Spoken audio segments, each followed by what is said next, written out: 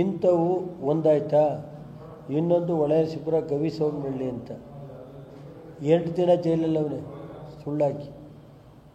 ಯಾತಕ್ಕೆ ಅನ್ನೋದ ದಾಖಲೆ ಸಮೇತ ಹೇಳ್ತೀನಿ. 8 ದಿನ ಜೈಲಲ್ಲಿರೋದು. ಇವನು ಈ ಹುಡುಗನ್ನ ಒಬ್ಬ ಅಧ್ಯಕ್ಷ, ಅಲ್ಲಿ ಕಾಂಟ್ರಾಕ್ಟ್ರಿಗೂ ಇವ್ರಿಗೂ ಜಗಳ ಆಯ್ತಂತೆ. ಕಾಂಟ್ರಾಕ್ಟ್ರ್ ಏನು ಮಾಡಿದ್ರು, ಗಲಾಟೆ ಆದಾಗ ಪೈಪ್ಲೈನ್ ತೆಗಿತಾ ಇದ್ದ ಗಲಾಟೆ ಆಗೈತೆ. ಗಲಾಟೆ ಆದಾಗ ಅವರು ಗಲಾಟೆಯಲ್ಲಿ ಏನೇನು ಹೊಡೆದಾಟ ಆಯಿತು, ಒಂದು ಪಕ್ಷ ಹೊಡೆದಾಟ ಆಗೇ ಇರ್ಬೋದು ಅಲ್ವ ಸರ್.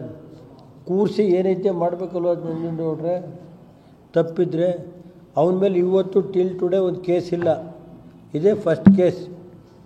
ಇದರಲ್ಲಿ 307 ಹಾಕ್ಕೊಂಡು ಅವನು ಇವತ್ತು ರೌಡಿ ಸೀಟ್ ಓಪನ್ ಮಾಡ್ತಾರೆ ಅಲ್ವ ಸ್ವಾಮಿ.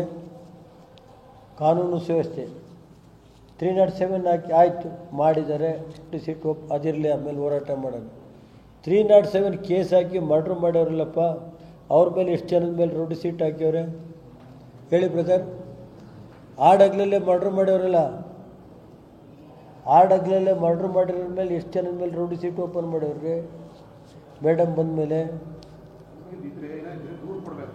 ರೇ ನಾನು ಹೇಳೋದು 1 ನಿಮಿಷ ಹೇಳ್ತೀನಿ, ನನಗೆ ಗೊತ್ತಿಲ್ಲಪ್ಪ. ದೂರು ಕೊಡೋಕೆ ದೂರ ಇಸ್ಕೊಳ್ಳಲ್ಲ ಅಂದರೆ ಏನು ಮಾಡ್ತೀಯ ಪಾಪ. ಅವ್ರಿಗೆಲ್ಲ ಹೇಳೋಕ್ಕಾಗಲ್ಲ ನನ್ನ ಉತ್ತರನ. ನಾನು ಉತ್ತರನ ಯಾರಿಗೆ ಹೇಳಬೇಕು ಅವ್ರಿಗೆ ಹೇಳ್ತೀನಿ.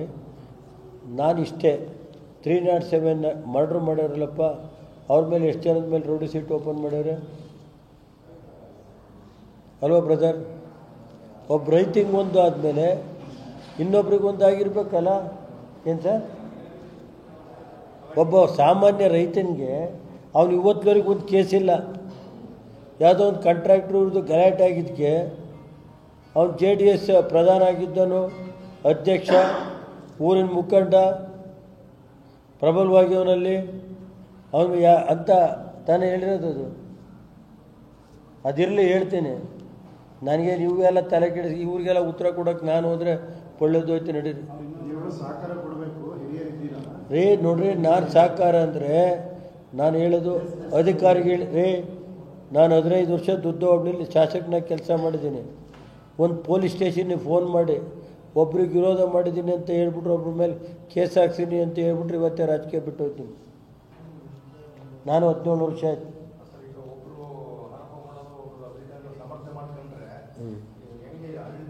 ಅದನ್ನು ನಿಮಗೆ ಬಿಡ್ತೀನಿ.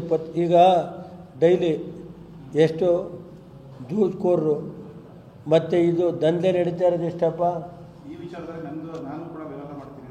ಅದನ್ನು ನಾನು ಮಾಡಲಿ. ನಾನು ಹೇಳೋದು ಹೊಳೆನರಸೀಪುರ ಬಸ್ ಸ್ಟ್ಯಾಂಡಲ್ಲಿ ಎಷ್ಟು ಕಳ್ತನ ಆಯ್ತವೆ. CCTVಲಿ ಬಂದು ರಾತ್ರಿಯೆಲ್ಲ ಹೋಗ್ಯವ್ರೆ.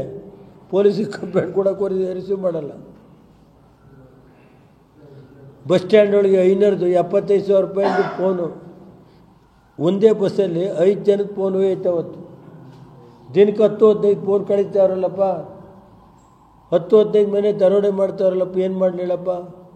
ನಾನು ಮಾತಾಡಿ ಬೇಡ ಅಂದರೆ ನನಗೇನಿಲ್ಲಪ್ಪ.